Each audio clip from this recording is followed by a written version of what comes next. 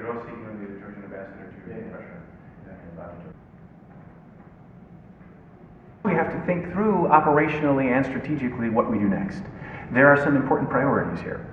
Number one, we need to make sure that this ceasefire holds and that security is restored throughout the entire country. Number two, urgently, the needs of the internally displaced persons have to be addressed, and we're making our contribution through this humanitarian airlift that the U.S. military, our Navy, and our Air Force are participating in. Three, we need to make sure that Georgia's transportation infrastructure is open, is not restricted by Russian ships in the Black Sea or Russian armor at Poti Port or near Gori along the East-West Highway. We can't be friends with both countries, well, that's Russia's choice.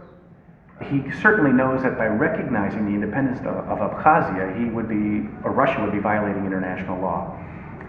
Again, I'm not a lawyer, but it seems to me, as a layman and as a mediator for the United States, that what has already happened in Georgia is a profound violation of international law. Russia is deeply in breach of these commitments to Georgia's territorial integrity by virtue of what it has already done in South Ossetia, which is Georgian sovereign territory, in Gori, in Zugdidi, in Marnauli, in Bolnisi, along the Baku-Supsa and Baku-Tbilisi oil pipelines, along the South Caucasus gas pipeline.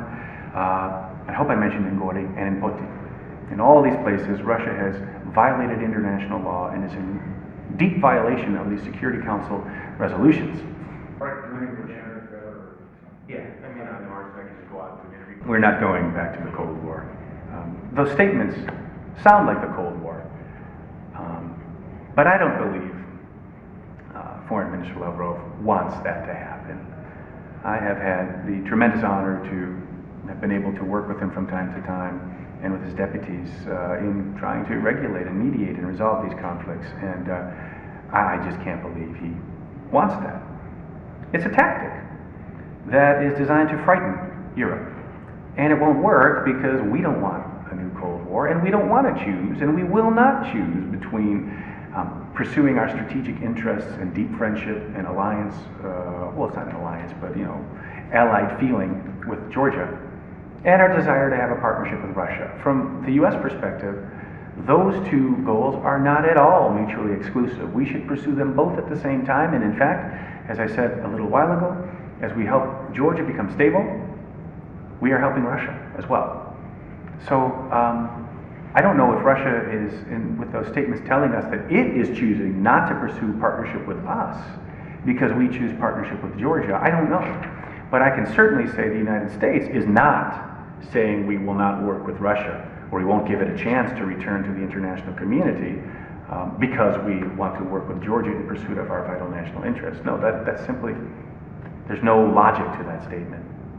And no longer violates international law as it has done so blatantly in Georgia. As it